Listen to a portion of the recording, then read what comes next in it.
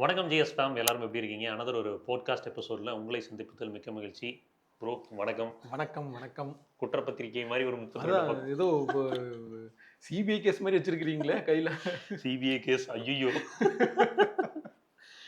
என்ன அப்படின்னா ஃபஸ்ட்டு முதல் பாட்காஸ்ட் ஆமா, நம்ம ஃபர்ஸ்ட் ஸ்டுடியோவில். பாட்காஸ்ட். ஸோ அதுக்கு நம்ம சப்ஸ்கிரைபர்ஸ்க்கும் வந்து நன்றிகளை தெரிவித்துக் கொள்ளலாம். ஸோ கண்டிப்பா. பாட்காஸ்ட் செட்டப் எப்படி இருக்குது அப்படின்றத கமெண்ட்டில் மென்ஷன் பண்ணுங்கள்.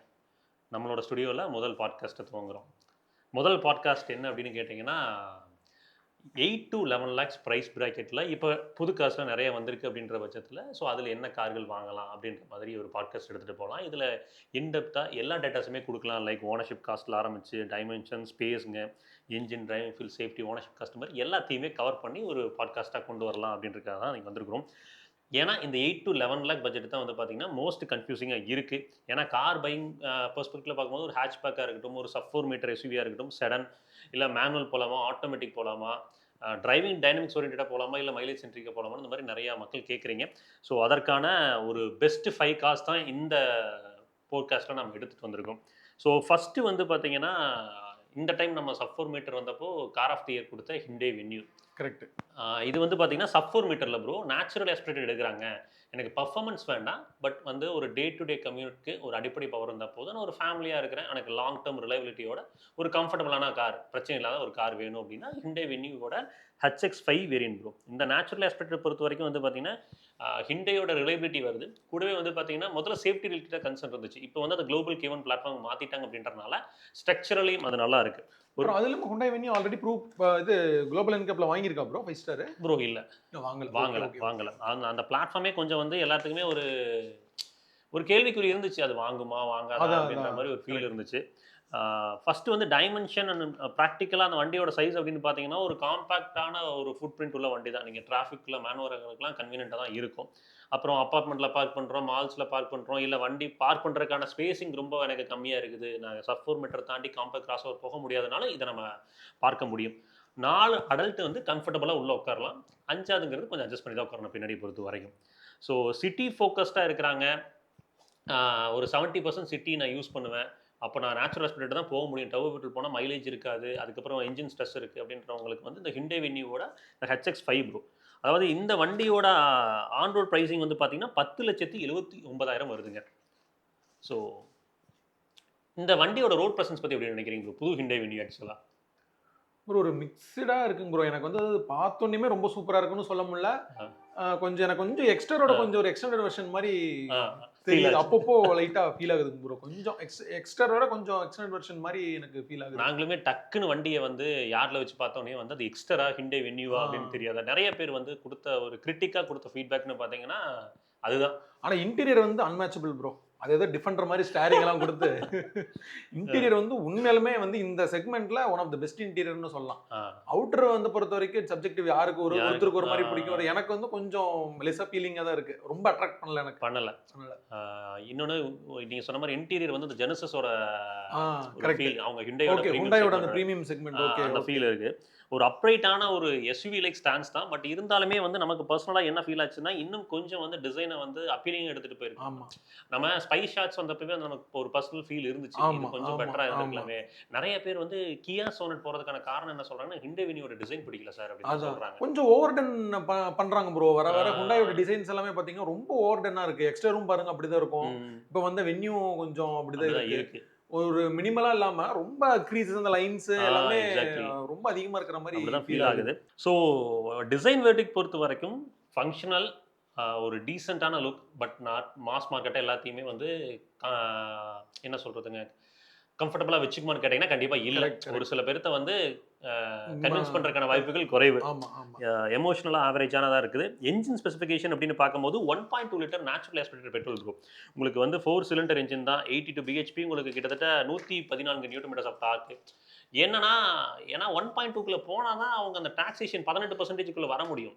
இல்லைனா அவங்க என்னன்னா பிரசா மாதிரி 40% டாக்ஸ் ஸ்லாபுக்குள்ள போயிடும். 18க்கு அடுத்து 40 போயிருது. டைரக்டா 2025ல இல்ல, டைரக்டா 40 தான். ஸோ அதுதான் பிரச்சனையாக இருக்குது. அதனால தான் கொடுத்துருக்காங்க. ஆப்வியஸ்லி அண்டர் பவர்டாக தான் ஃபீல் ஆகும். அதாவது எப்படின்னா நான் மச் டிமாண்ட் ஆஃப் பவரை எதிர்பார்க்கக்கூடிய ஆள் இல்லை, போக வரக்கு ஒரு வண்டி அதில் வந்து பவர் வந்து லீனியர் சர்ஜ் இருந்தால் போதும் அப்படின்னு எடுத்தீங்கன்னா நல்லா இருக்கு.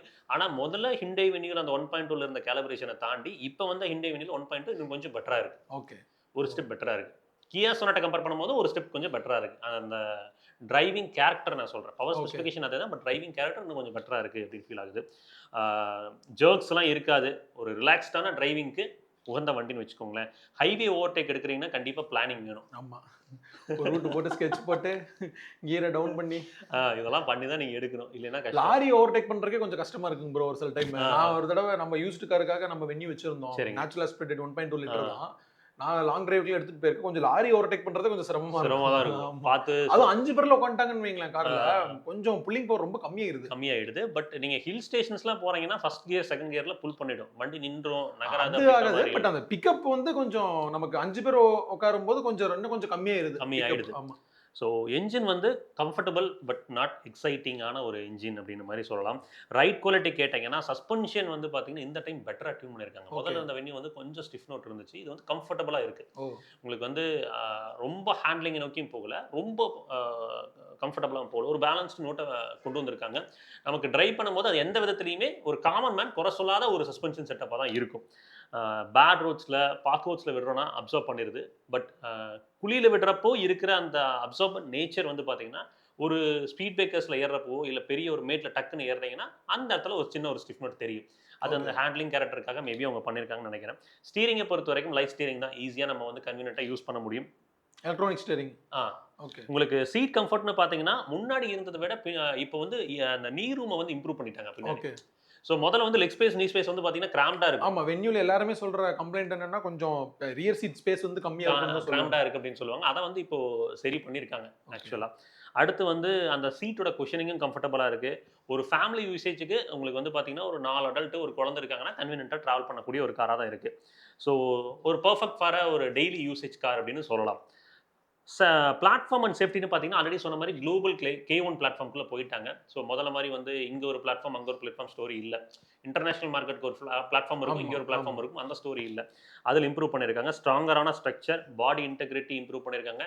பாரத் என்கேப்பில் 5 ஸ்டார் என்கேப் ரேட்டிங் வாங்கியிருக்கு ப்ராடக்ட், பட் ஹோப்ஃபுல்லி வந்து ரிசல்ட் கூடிய சீக்கிரம் வரும். பாரத் என்கேப்பில் ஆக்சுவலாக 2-3 ப்ராடக்ட்ஸ் வாங்கிச்சு. டாடா பஞ்ச் ஆக்சுவலாக வந்து 5 ஸ்டார் என்கேப் வாங்கியிருக்கு, அது அஃபிஷியலாக அனௌன்ஸும் பண்ணாங்க லான்ச்சில். பட் இன்னும் கிராஷ் டெஸ்ட் ரிசல்ட் வந்து என்கேப்பில் ரிலீஸ் பண்ணல. பட் ரிலீஸ் பண்ணால் உங்களுக்கு 5 ஸ்டார் என்கேப் ரேட்டிங் அப்படின்றது கிடைக்கும். ஹிண்டே வெனியூல நீங்கள் ஸ்ட்ரக்சரல் ரீதியாக நீ வந்து கவலைப்பட வேண்டாம். சேஃப்டி கான்சியஸ்னஸாக நம்ம வந்து பாரத் என்கேப்பில் 5 ஸ்டார் ரேட்டிங் என்ன 5 ஸ்டார் ரேட்டிங். ஸோ ஒரு சேஃபரான ஹிண்டே. அதான் இன்டீரியரை பொறுத்த வரைக்கும் குறைய சொல்ல வேண்டாம். நல்ல ஒரு டேஷ்போர்ட் குவாலிட்டி, ஃபிட் அண்ட் ஃபினிஷ்லாம் வந்து இன்னைக்கு பெஞ்ச் மார்க். ஆமாம், அந்த செக்மெண்ட்டில் உண்டா என்றைக்குமே அதில் வந்து காம்ப்ரமைஸ் பண்ணதே இல்லைங்க. அந்த 2013 வந்து i20 இருந்து இப்போ வரைக்கும் இருக்கிற எல்லா கார்ஸுமே அவங்களோட ஃபிட் அண்ட் ஃபினிஷ் வேற லெவலில் இருக்கும், நல்லா பண்ணியிருக்காங்க. அப்புறம் இன்னொன்று ரூமியரான இருக்குது ப்ரோ. அதாவது பேசிக் மாடல் HX2 தான் வந்து பார்த்தீங்கன்னா பிளாக் கலரில் இருக்கும் இன்டீரியர். இதெல்லாம் வந்து பார்த்தீங்கன்னா ஒரு கிரே தீமில் போயிருக்கும், நல்லா இருக்கும். உள்ள உட்காந்திங்கன்னாவே ஒரு நல்ல வெளிச்சத்தோடு இருக்கிற ஒரு கேபின் ஃபீல் கொடுத்துருக்காங்க.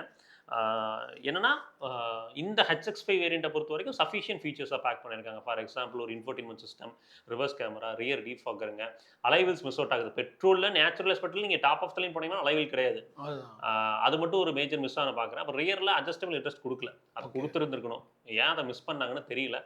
எனக்கு என்னன்னா இவங்க வந்து ஹிண்டை வந்து 5 ஸ்டார் என்கேப்னு சொன்னாலுமே எனக்கு ரியர் அட்ஜஸ்டபிள் இன்ட்ரெஸ்ட் கொடுக்கல. அப்படிங்கும் போது எனக்கு அது ஒரு சின்ன ஒரு வருத்தம் இருந்தது.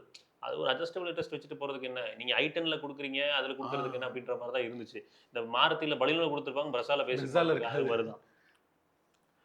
மெயின் ஓனர்ஷிப் காஸ்ட், இதை ஏன் பேசுகிறோன்னா ப்ரோ, எல்லாருமே வண்டி வாங்குறப்போ நாம் இப்போ கூட பேசிகிட்டு இருந்தோம், இஎம்ஐயை தாண்டி ஓனர்ஷிப் காஸ்ட்டை நம்ம கால்குலேட் பண்ணோம். அதாவது மாதம் நம்ம ஒரு 1000 கிலோமீட்டர் ஓட்டுறோம்னா அதுக்கு ஃபியூல் எக்ஸ்பென்ஸ் என்ன வருது, வண்டியோட ஆவரேஜ் மைலேஜை பொறுத்து அதை நம்ம கால்குலேட் பண்ணணும். அதுக்கப்புறம் வந்து இன்சூரன்ஸ் காஸ்ட்டு, சர்வீஸ் காஸ்ட்டு, இது எல்லாமே இருக்குது. ஸோ அதை வச்சு தான் நம்ம கால்குலேட் பண்ணியிருக்கோம். ஃபஸ்ட்டு வந்து பார்த்தீங்கன்னா இந்த வண்டியோட ஆன் ரோட் ப்ரைஸுங்கிறது 10.8 lakhs ப்ரோ. நீங்கள் 30% டவுன் பேமெண்ட் கட்டுற மாதிரி வச்சிருக்கோம். லோன் அமௌண்ட் வந்து 7.5 lakhs வருது. 5 வருஷம் டென்யூர், ஆவரேஜ் ஒரு 8.5% இன்ட்ரெஸ்ட் ரேட்னு வச்சு போட்டிருக்கோம். இங்கே இஎம்ஐ வந்து 15,500 வருது இந்த காரை பொறுத்து, ஓகேங்களா. மைலேஜை பொறுத்து பார்த்தீங்கன்னா 14 கிலோமீட்டர் ஆவரேஜ். இது ரொம்ப எக்ஸலண்ட்டான மைலேஜ் தரக்கூடிய ஒரு கார் கிடையாது. ஆவரேஜ் உங்களுக்கு ஒரு 14 kmpலும் கிடைக்கும், சிட்டி அண்ட் ஹைவே மிக்ஸ் நான் சொல்கிறேன். அதுக்கு வந்து பார்த்தீங்கன்னா நமக்கு ஃபியூல் காஸ்ட் 1000 கிலோமீட்டர் ஓட்டணும் ஒரு 7,350 ரூபா கிட்ட செலவாகுது. சர்வீஸ் காஸ்ட்னு பார்த்தீங்கன்னா ஒரு 6,000 ரூபாய் ஒரு 10,000 கிலோமீட்டர் வந்து சர்வீஸ் விட்டிங்கன்னா ஒரு 6,000 ரூபாய் சர்வீஸ் காஸ்ட் வருது. இன்சூரன்ஸ் ஒரு 25,000 ரூபாய் கிட்ட வருது bro. So total monthly ownership cost வந்து பார்த்தீங்கன்னா கிட்டத்தட்ட 26,000 ரூபாய் வருது. ஸோ இந்த காரை நீங்கள் வாங்குனீங்கன்னா fuel cost, service cost, insurance cost, EMI எல்லாம் சேர்ந்து 26,000 ரூபாய் வருது. இதை கவனத்தில் வச்சுக்கோங்க. வெறும் இஎம்ஐ மட்டும் எடுத்தோம்னா வெறும் 15,500 ரூபாய் ப்ரோ. அது கூட வந்து பார்த்தீங்கன்னா இன்னொரு 10,000 ரூபாய் சேருது. ஸோ அதை நம்ம கால்குலேட் பண்ணணும் அப்படின்றது தான் என்னோட கருத்து. ஸோ வென்யூ HX5 வந்து பார்த்தீங்கன்னா கிட்டத்தட்ட 26,000 ரூபாய் வரக்கூடியது. நெகட்டிவ்ஸ் அப்படின்னு பார்த்தீங்கன்னா வேல்யூ ஃபார் மணி ப்ரொபோஷன் இல்லை. ஏன்னா கியா சொன்னட் அங்கே வந்து ஹெச்டி கேப்சூல் போனீங்கன்னா எல்லாமே வாரி இறச்சி வச்சிருக்காங்க. ஓகே. அப்புறம் காம்படிட்டர்ஸ் வந்து இன்னும் பெட்டரான பவர் கொடுக்குறாங்க. அப்புறம் என்ஜின் பர்ஃபார்மன்ஸ் வந்து ஒரு நெகட்டிவாக சொல்லுவேன். ஏன்னா adequate for city usage, but ஹைவேஸில் டெஃபினட்டாக வந்து அண்டர் பவர்டாக அது ஃபீல் ஆகும். பாக்ஸி அண்ட் எமோஷ்னலாக கொஞ்சம் டல்லான ஒரு டிசைனாக இருக்குது. அடுத்து யாருக்கு வென்யூ HX5 சூட்டபுளாக இருக்கும் அப்படின்னு கேட்டிங்கன்னா மோஸ்ட்லி சிட்டி பேஸ்ட் யூசர்ஸ். அதுக்கப்புறம் வந்து பார்த்தீங்கன்னா ஒரு ஹேட்ச்பேக்ல இருந்து ஒரு குட்டி கார்லேருந்து அப்கிரேட் ஆகுறாங்க. ஃபார் எக்ஸாம்பிள் அவங்க ஒரு i10 ஓட்டிருக்கலாம், பழைய ஃபிகோ ஓட்டிருக்கலாம், ஒரு ஆல்டோ ஓட்டிருக்கலாம். குட்டி கார்லேருந்து அப்கிரேட் ஆகுறாங்கன்னா டெஃபினட்டாக அது ஒரு பர்ஃபெக்ட் சாய்ஸாக இருக்கும். சேஃப்டி, ரிலையபிலிட்டி ரெண்டையுமே ஃபோக்கஸ் பண்ணுறீங்கன்னா ஹிண்டே வென்யூவோட HX5 பார்க்கலாம். So safe, comfortable and easy to ஓனாக இருக்குது. உங்களுக்கு வந்து பார்த்தீங்கன்னா ஸ்ட்ராங்கான ஒரு வேல்யூவை கொடுக்கல, பட் இருந்தாலும் ஒரு காமன் மேனுக்கு, ஒரு மிடில் கிளாஸ் ஃபேமிலிக்கு ஏற்ற ஒரு கார். அடுத்து ப்ரோ, இது வந்து ஆக்சுவலாக இப்போ லான்ச் ஆன ப்ராடக்ட் டாடா பஞ்ச். டிரைவ் முடிஞ்சு, டிரைவ் ரிவ்யூ வந்து போயிட்டு வந்தீங்களா நீங்க? ஒரு மோகனா எல்லாம் எல்லாரும் போயிட்டு வந்தோம். டிரைவ் ரிவ்யூ வந்து நாளைக்கு வரும். மோஸ்ட்லி நாளைக்கு தான் எம்பார்கோ மோஸ்ட்லி. ஸோ அது வரும். டாடா பஞ்ச் டர்போல வந்திருக்கு ப்ரோ. டர்போ வந்திருக்கு. ஸோ இதில் நாங்கள் வந்து அட்வென்ச்சர் வேரியன்ட் எடுத்துருக்கோம் ப்ரோ. இது வந்து அட்வென்ச்சர் மேனுவல் வந்து 8,97,000 வருது. அட்வென்ச்சரில் சிஎன்ஜி ஆட்டோமேட்டிக் ஏஎம்டி கொடுக்குறாங்க. சிஎன்ஜி ஆட்டோமேட்டிக் ஏஎம்டி ஓகேங்களா? ஸோ அது வந்து 10,24,000 ரூபாய் ஆன் ரோடு. On road. அதாவது சிஎன்ஜி ஏஎம்டிலாம் போகிறப்போ சிஎன்ஜில ஏஎம்டிங்கிறது இந்த ஃபர்ஸ்ட் காரோ அவங்க டிகாரில் கொடுத்துருந்தாங்க இல்லைங்க, அதை இப்போ இங்கே கொண்டு வந்திருக்காங்க. ஓகே. ஸோ அதை விட இது டெஃபினட்டாக இம்ப்ரூவ். ஆனால் மற்ற பிராண்ட்ல இல்லைன்னு நினைக்கிறேன். சிஎன்ஜில ஏஎம்டி மெத்தட் பண்ண கியர் பாக்ஸ் எதுவுமே இல்லைன்னு நினைக்கிறேன். மற்ற டாடா மட்டும் தான் கொடுத்துருக்காங்க ப்ரோ. ஸோ இது வந்து பார்த்தீங்கன்னா ஒரு ஃபர்ஸ்ட் டைம் பையருக்கான ஒரு மினி கிராஸ் ஓவர் எஸ்யூவி. இது எப்படி ஒரு டேர்மில் சொல்லலாம் அப்படின்னா, இதை ரிவ்யூலையுமே சொல்லியிருந்தேன்.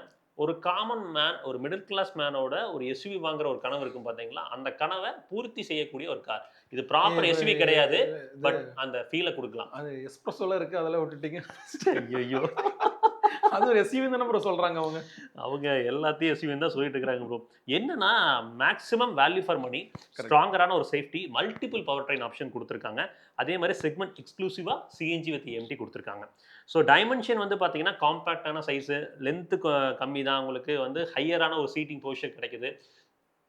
எந்த விதத்துலையுமே இந்த டைமென்ஷன் வந்து பார்த்தீங்கன்னா தொந்தரவாக இருக்காது. நிறைய இடத்துல வந்து நம்மளுக்கு கன்வீனியன்ட்டாக இருக்கும். ஏன்னா காம்பேக்ட் டக்குன்னு சிட்டியில் மேனுவல் பண்ணலாம். ஹை ஸ்பீட்ஸ் நம்ம போகும்போது ஸ்டேபிளாகவும் இருக்கு கார். ஓகே. ஸோ அதுவுமே நம்ம வந்து அப்ரிஷியேட் பண்ணணும். ரியர் சீட் ரியாலிட்டியை பொறுத்த வரைக்கும் பார்த்தீங்கன்னா 2 அடல்ட் கம்ஃபர்டபுள், 3 அடல்ட்டுங்கிறது அட்ஜஸ்ட் பண்ணி உட்காரலாம். சீட் அட்ஜஸ்ட்மெண்ட் பண்ணி, அதாவது லைக் வந்து ஒருத்தர் முன்னே ஒருத்தர் பின்ன அந்த மாதிரி அட்ஜஸ்ட் பண்ணி உட்காந்தோம்னா உட்கார முடியும். ரொம்ப யூஸபிளான ஒரு கார், கிராம்டாக எல்லாமே யூஸபிளான ஒரு காராக இருக்குது. டைமென்ஷன் அண்ட் ப்ராக்டிக்கல் சைஸை வச்சு பார்க்கும்போது, ரோட் ப்ரெசன்ஸ் அப்படின்னு பார்க்கும்போது முதல்ல இருந்ததை விட இப்போ நல்லா இருக்குது. நல்லா இருக்கு. முதல்ல வந்து அந்த ஹேரியரோட ஒரு மினியேச்சர் ஃபீல் இருந்துச்சு, கொஞ்சம் அவுட்டேட்டட் உணர்வு இருந்துச்சு. அது பாக்ஸி ஸ்டைல்ல இருக்கும். இப்போ பாக்ஸி ஸ்டைல்ல தான் இருக்கு. பட் என்னன்னா நெக்ஸான் அண்ட் டாடா பஞ்ச் ஈவியோட டிஎன்ஏவை வந்து ஃப்ரண்ட்ல கொடுத்துருக்காங்க. ரியர்ல அந்த கனெக்டட் எல்லாம் கொடுக்கும்போது ஒரு அப் மார்க்கெட் ஃபீலை கொடுத்துருக்காங்க. நீங்க வண்டியை பார்த்தப்ப உங்களுக்கு எப்படி தோணுச்சு ப்ரோ? இந்த புது நல்லா இருக்கு ப்ரோ. பழைய பஞ்ச் கூட ரொம்ப அப்பீலிங்கா இருக்காது. பட் இப்போ இருக்கிறது வந்து நல்லாவே இருக்கு. நல்லா கனெக்டட் டைல் லாம்ப்லாம் போட்டு சூப்பராகவே இருக்கு கார். பார்த்தேன் நானும். அப்புறம் ஒவ்வொரு வேரியண்ட்டும் பார்த்து பண்ணியிருக்காங்க. நீங்கள் பேசிக் மாடல் போனீங்கன்னா எல்லாமே நீங்கள் ஆஃப்டர் மாடல் பண்ணணும். ஈவன் வந்து பவர் விண்டோஸ் குறையாது. ஆனால் அடுத்த மாடல் போகிறவங்களுக்கு அந்த பியூர் மாடலில் ப்ரோ எல்லாருமே நீங்கள் என்ன கேட்குறாங்கன்னா 360 டிகிரி கேமரா பேசிக்காக வேணும்னு கேட்குறாங்க. அப்போ அவங்க என்ன பிளான் பண்ணிருக்காங்கன்னா ஒரு வேரியண்ட்டில் நான் இன்ஃபர்டைன்மெண்ட் சிஸ்டம் மட்டும் கொடுக்காம இருக்கு, அதை ஆஃப்டர் மார்க்கெட்டில் போட்டுக்கோ. ஆனால் நான் ஸ்டீரிங் மோட்டோட ஆடியோ கண்ட்ரோல் கொடுத்துறேன், 4 டோர்லி ஸ்பீக்கர் கொடுத்துறேன், ஃபீச்சர்ஸ் எல்லாத்தையும் பேக் பண்ணி கொடுத்துறேன்னு சொல்லி அந்த பஞ்சில் பியூர் மாடல் கொடுத்துருக்காங்க. பேஸ்க்கு அடுத்த மாடல் அதுல பவர் விண்டோஸ் வந்துருது. ஸோ வாங்கி நீங்க இது இன்ஃபர்டைன்மெண்ட் சிஸ்டம் சப்போஸ் 360 கேமராவோட வேணும்னா ஒரு 30,000 செலவு பண்ணி இன்ஃபர்டைன்மெண்ட் சிஸ்டம் போட்டீங்கன்னா ஸ்பீக்கர் வந்துருது, ஆடியோ மோட்டோ கண்ட்ரோல் வந்துருது, அப்படியே பயன்படுத்திட்டு இருக்கலாம். அதுல எந்த விதமான அப்கிரேடும் தேவையில்லை. ஓகே. அடுத்து அந்த லிஸ்ட் பெருசா தான் வச்சிருக்கானுங்களா ப்ரோ? இல்ல மாடலோட லிஸ்ட் ஷார்ட்டா இருக்கு இப்போ. ஓகே. இப்போ வந்து பாத்தீங்கன்னா நாம இன்னைக்கு பேசிட்டு இருக்கிறது அட்வென்ச்சர் மாடல், சம value for money bro. Okay. அதாவது ஸ்மார்ட்டுங்க, pure plus, adventure, accomplished plus S, அவ்வளவுதான். ஏன்னா எப்பயுமே ஒரு கேட்டோம்னா ஒரு பேப்பர் எடுத்துட்டு வருவானுங்க. அது இப்ப திருந்திட்டாங்க ப்ரோ. ஏன்னா அது மக்களுக்கு குழப்பம். அந்த வண்டியை வேண்டாம்னு சொல்றதுக்கு ஒரு காரணமா அமைஞ்சிருச்சு. ஆமா, என்ன மாடலை சூஸ் பண்றதுங்கிற கன்ஃபியூஷன் ஆகி வேற பிராண்டுக்கே போயிடுற அளவுக்கு பண்ணிட்டாங்க இதாயிடுது. ஆமா. பண்ணிட்டாங்க. இதுல வந்து engine and powertrain options அப்படின்னு பார்க்கும்போது ஆக்சுவலா C3 எக்ஸும் ஃப்ராங்ஸும் டர்போ கொடுக்குறாங்க இல்லைங்க, அதை கம்பீட் பண்றதுக்கு தான் இவங்க இப்போ இந்த டர்போ பெட்ரோல் இன்ஜின் எடுத்து வந்திருக்காங்க. நீங்க இந்த வண்டியை பொறுத்த வரைக்கும் ஒரு 1.2 litre 3 cylinder natural aspirated petrol 87 BHP 115 newton metres of torque generate பண்ணுது. இது வந்து சிட்டி யூசேஜ்க்கு ஓகேவா இருக்கும். ஒரு ஸ்லைட்டான வைப்ரேஷன் உங்களுக்கு ஐடில், அதுக்கப்புறம் வந்து ரொம்ப ஹையர் ஆர்பிஎம் போறீங்கன்னா தெரியும். அப்புறம் ஸ்மூதஸ்ட் என்ஜின் கிடையாது காம்படிட்டர்ஸ் கம்பேர் பண்ணும்போது. அதை தாண்டி டர்போ பெட்ரோலுக்குள்ள போறீங்க அப்படின்னா 118 BHP 170 newton metres of torque, கிட்டத்தட்ட power to weight ratio 100 horse power per ton வருது. நல்ல ஒரு பெர்ஃபார்மன்ஸ் ப்ரோ. அதுல நம்ம குறையே சொல்ல மாட்டோம். டர்போ நல்லா இருக்கு. நல்லா இருக்கு, நல்லா இருக்கு. அது வந்து பாத்தீங்கன்னா நெக்ஸான்ல இருந்ததை விட ரிஃபைன்மெண்ட்ல ஒர்க் பண்ணியிருக்காங்க. அதுக்கப்புறம் வந்து கிராங்க் ஷாஃப்ட்ஸ்லயும் வந்து பாத்தீங்கன்னா வால்வ்லயும் ஒர்க் பண்ணியிருக்கிறதா சொல்றாங்க. அது வந்து ரியல் டைம்ல நமக்கு வந்து பாத்தீங்கன்னா கொஞ்சம் டிஃபரன்ஸ் இருக்கு. அந்த நெக்ஸான்ல இருந்த இன்ஜினோட வைப்ரேஷன்ஸ் எல்லாம் கொஞ்சம் கண்டெயின் பண்ணியிருக்காங்க, NVH இம்ப்ரூவ் பண்ணியிருக்காங்க தெரியுது. அப்புறம் தேர்ட் கியர் வந்து செம்ம டால் ரேஷியோங்க. சிட்டிக்குள்ளேயும் ஓட்டலாம், அழுத்துனீங்கன்னா ஒரு 100 110 வரைக்கும் அதுலயே போகலாம். அவ்வளோ சூப்பரா பண்ணியிருக்காங்க. ரொம்ப என்தூசியாஸ்டிக்காக நம்ம வாங்கணும்னு நினைக்கிறோம்னா அதுவே ஆண்டோட ஒரு 10,50,000 முடியுது. ஸோ அப்படிங்கும்போது மேனுவல் இருக்கு, ஆட்டோமேட்டிக் இருக்கு. மேனுவல் மட்டும் தான். மேனுவல் மட்டும் தான். ஆட்டோமேட்டிக் கொடுத்தாங்கன்னா விலை எங்கேயே போயிடும். ஃப்ராங்ஸ் ஆர் ஸ்டோரி ஆயிடும் அப்படின்னு சொல்லிட்டு ஆட்டோமேட்டிக் கொடுக்கலாம். ஆனால் கொடுத்தா நல்லா இருக்கும். கொடுத்தா ஒரு நீஷ் ஆடியன்ஸ் இருக்காங்க. என்னன்னா ப்ரோ, ஒரு 5 ஸ்டார் ரேட்டட் கார், ஒரு காம்பாக்டாவும் வேணும், எனக்கு பவராவும் வேணும்னா அந்த காலத்துல போலோ எல்லாம் எடுத்துக்கிட்டு இருந்தாங்க. இன்னைக்கு அது எடுக்கலாமே. நான் பார்த்தப்போ போலோக்கு அடுத்து என்னன்னா சர்வீஸ் பத்தி கடைசியா வரேன். ஸ்ட்ராங்கான ஒரு மிட் ரேஞ்சு ஹைவேஸ் அதிகமாக பயன்படுத்துவீங்க அப்படின்னா செம்ம கார் இது, சூப்பராக இருக்கும் ஓட்டுறதுக்கு. கியர்ஸ் வந்து ஸ்லீக் பண்ணிட்டாங்க, பட் அந்த கிளட்ச் இன்னும் அந்த லாங் ட்ராவல் அப்படியே தான் இருக்குது. அதை கொஞ்சம் மாற்றி இருந்திருக்கலாம் என்னை பொறுத்த வரைக்கும். இதெல்லாம் விட்டுட்டு கடைசியாக வந்து நான் வந்து சிட்டி யூசேஜ் அதிகம், எனக்கு வந்து மைலேஜ் ரொம்ப முக்கியம். ஆனால் ஆட்டோமேட்டிக் கன்வென்ஸ் வேணும்னா சிஎன்ஜி வித் ஏஎம்டி. உண்மையாலுமே ப்ரோ ஏஎம்டி கேலிபரேஷன் முதல்ல இருந்ததை விட இப்போ நல்லா பண்ணியிருக்காங்க. அது என்ன ப்ரோ மைலேஜ் எக்ஸ்பெக்ட் ப்ரோ சிட்டிக்குள்ள நீங்க ஒரு 17 to 20 கேரண்டீடா வரும். ஹைவேஸ் போனீங்கன்னா ஒரு 23 24 எடுக்கலாம். 17 to 29 இப்ப போதுமே ப்ரோ, ஒரு நல்ல ஒரு டீசன்ட்டான ட்வின் சிலிண்டர் டெக், உங்களுக்கு பூட் பேஸ் காம்ப்ரமைஸும் கிடையாது. பவர்னு பாத்தீங்கன்னா 72 பிஹெச்பி 103 Nm கொடுத்துருக்காங்க. இந்த செக்மெண்ட்லயே அதாவது யார்கிட்டயுமே இல்ல சிஎன்ஜி வித் ஏஎம்டி. அதுல போயிட்டு பர்ஃபார்மன்ஸ் எதிர்பார்க்க கூடாது, அதை போய் சொல்றேன். அதே மாதிரி ஏஎம்டி வந்து ரொம்ப ரிஃபைன்டஸ் நீங்க ஹிண்டே மாதிரி எதிர்பார்க்க கூடாது. ஆனா மாருதியோட ஏஎம்டிஎஸை விட கொஞ்சம் பெட்டர் பண்ணிட்டாங்களோ அப்படின்ற மாதிரி ஒரு ஃபீல் இருந்துச்சு. ஏன்னா பலினோ ஏஎம்டி நம்ம ஓட்டிருக்கோம், ரெகுலரா பயன்படுத்துறோம். பலினோ ஏஎம்டியை விட அது கொஞ்சம் பெட்டரா இருந்துச்சு. பட் பவர் வந்து ரொம்ப ஸ்லக்கிஷா பொறுமையா தான் கிடைக்குது. அது வந்து அந்த இன்ஜினோட நேச்சர் அது அப்படியே தான் இருக்கு. ஸோ ரைட் அண்ட் ஹேண்ட்லிங்னு பார்த்தீங்கன்னா சஸ்பென்ஷன் வந்து இந்தியன் ரோட்ஸுக்கு தகுந்த மாதிரி டியூன் பண்ணியிருக்காங்க. முதல்ல இருந்த விட ஒரு துளி ஸ்டிஃப் நோட் பண்ணியிருக்காங்க. அது தெரிஞ்சு குழியில் விடுறோம், மேட்டில் ஏற்றுறோம்னா லைட்டாக அந்த ஸ்டிஃப் நோட் இருக்கிறது தெரியுது. ஹேண்ட்லிங் கேரக்டர் இம்ப்ரூவ் பண்ணுறதுக்காக பண்ணியிருக்காங்க. ஆஃப் ரோட் ஸ்டன்ஸ்லாம் காமிச்சாங்க. பட் பர்சனலாக நான் என்ன சொல்கிறேன்னா, ஒரு பஞ்ச் எடுத்துட்டு ஆஃப் ரோட் போவாங்களான்னு கேட்டிங்கன்னா இல்லை. பட் அவங்க அது என்ன ப்ரொஜெக்ட் பண்ண ட்ரை பண்ணுறாங்கன்னா, இந்த வண்டியோட கேப்பபிலிட்டியை நாங்கள் காமிக்கணும்னு நினைக்கிறோம் அப்படின்னு நாங்கள் கேட்டோம். இது பஞ்ச் எடுத்துட்டு யாரும் ஆஃப் ரோட் போகப்படுறதில்ல, அப்புறம் எதுக்கு இந்த ஒரு விஷயம் அப்படின்னு கேட்டப்போ அவங்க என்னன்னா, எக்ஸ்ட்ரீம் கண்டிஷன்ஸில் பஞ்ச் எவ்வளோ கேப்பபிள் அப்படின்னு காமிக்கிறக்காக அதை பண்ணிருக்கோம்னு சொன்னாங்க. பட் அதில் ட்ராக்ஷன் கண்ட்ரோல் சிஸ்டம் ஆஃப் பண்ணுற மாதிரி கொடுத்துருந்தா நல்லா இருந்திருக்கும். அதை ஆஃப் பண்ண முடியல அப்படின்ற பட்சத்தில் மண்ணில் சேரெல்லாம் சிக்குதுன்னா வண்டி வீல்ஸ்க்கான பவரை கட் பண்ணும் ட்ராக்ஷன் கண்ட்ரோல். அது ஒரு பிரச்சனையை நான் பார்த்தேன். பாடி ரோல் கண்டென்ட் பண்ணியிருக்காங்க. ஹை ஸ்பீடில் ராக் சாலிடாக ஸ்டேபிளாக இருக்குது. அதெல்லாம் குறையே இல்லை bro. So comfort and durability அப்படின்றது வந்து இங்கே இருக்குது. ஹேண்ட்லிங்கும் கொடுத்துருக்காங்க. சேஃப்டி அண்ட் பில்ட் குவாலிட்டின்னு வரும்போது Tata Punch 5 star rating Bharat கப்பில் வாங்கியிருக்கு. ஆல்ஃபா பிளாட்ஃபார்ம் தான். 6 ஏர்பேக்ஸ் இப்போ கொண்டு வந்துட்டாங்க. முதல்ல தான் டியூவல் ஏர்பேக்ஸ் இருந்துச்சு. பாடி ஷீல் இன்டெகிரிட்டி இம்ப்ரூவ் ஆயிருக்கு. டென்சில் ஸ்ட்ரென்த் இம்ப்ரூவ் பண்ணியிருக்காங்க. முதல்ல வந்து அடல்ட்டுக்கு 5 ஸ்டார் இருந்துச்சு, சைல்டுக்கு அதே 5 ஸ்டார் இல்லை. இப்போ சைல்டுக்குமே 5 ஸ்டார் ரேட்டிங் வாங்கிட்டாங்க. ஸோ அப்போ ஸ்ட்ரக்சரில் ஒர்க் பண்ணியிருக்காங்க அப்படின்றது தெரிஞ்சிச்சு. அதாவது 10 லட்சம் ரூபாய்க்குள்ள ஒன் பெஸ்ட் சேஃப் கார் பார்த்தோம். அந்த இதுல காரை கட்டி தொங்க விட்டுருந்தாங்க. இந்த குரலை வெத்தியை பற்றி நான் பேச விரும்பல. மேல ஒரு கண்டெய்னர் ஒன்று வச்சிருந்தாங்க. 1 டன் கண்டெய்னர் 1000 கிலோ. அவங்க வந்து ஆப்வியஸ்லி அது அவங்களுக்கு அந்த பெருமை இருக்க தானே செய்யும். நான் சேஃபராக பில் பண்ணுறேன், அதை நான் மார்க்கெட்டிங் பயன்படுத்துகிறேன் அப்படிங்கும்போது அதை பயன்படுத்தலாம். பட் நம்ம அதுக்குள்ளே போய் அது வந்து கமெண்ட் பண்ணிட்டு இருக்க முடியாது. ஸோ இன்டீரியர் ஸ்பேஸ் அண்ட் ஃபீச்சர்ஸ்னு பார்த்தீங்கன்னா ஃபங்க்ஷனல் ப்ரீமியமாக இல்லை, பட் ஃபங்க்ஷனலாக இருக்கும். 360 டிகிரி கேமரா கொடுத்துருக்காங்க. இன்ஃபோடெயின்மெண்ட் சிஸ்டம் ஹை டெஃபினேஷனில் இருக்குது. இந்த வேரியண்ட்டில் உங்களுக்கு க்ரூஸ் கண்ட்ரோல் கிடச்சிருது. என்னெல்லாம் பேக் பண்ண முடியுமோ எல்லாமே பண்ணியிருக்காங்க. ரியரில் வந்து பார்த்தீங்கன்னா ஆல்ரெடி சொன்னது தான், 2 அடல்ட் உட்காரலாம், 3 அடல்ட் அட்ஜஸ்ட் பண்ணி உட்காரலாம். ஒரு பக்கா வேல்யூ ஃபார் மணிப்பா அப்படின்ற ஒரு ஃபீலை கொடுக்கும் இந்த வண்டியை பொறுத்த வரைக்கும்.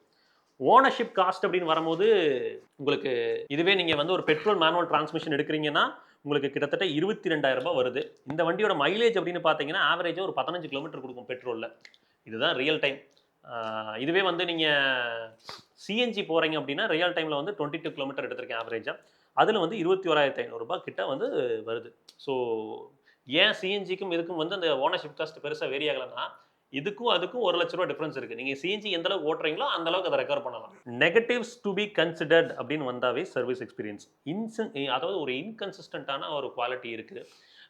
நம்ம இப்போ ரீசெண்டாக நம்ம நிறைய டாடா பஞ்ச் வாங்குறோம் போகிறோம். நிறைய பேர் கமெண்ட் பண்ணாங்க, டாடா பஞ்ச் சர்வீஸ் இல்லை, வாக்குரன் போடுறீங்க அப்படின்னு சொல்கிறீங்க. அதாவது வாக்குரன் போடுறது என்னோட கடமை, அதை நான் போடுறேன் அவ்வளோதான். அதுலேயுமே அழுத்தம் திருத்தமாக சொல்கிறேன், டீலர்ஷிப்பை பொறுத்து தான் சர்வீஸ் இருக்குன்றதையும் சொல்கிறேன். இதுக்கு மேலே எப்படி சொல்கிறதுன்னு தெரியல.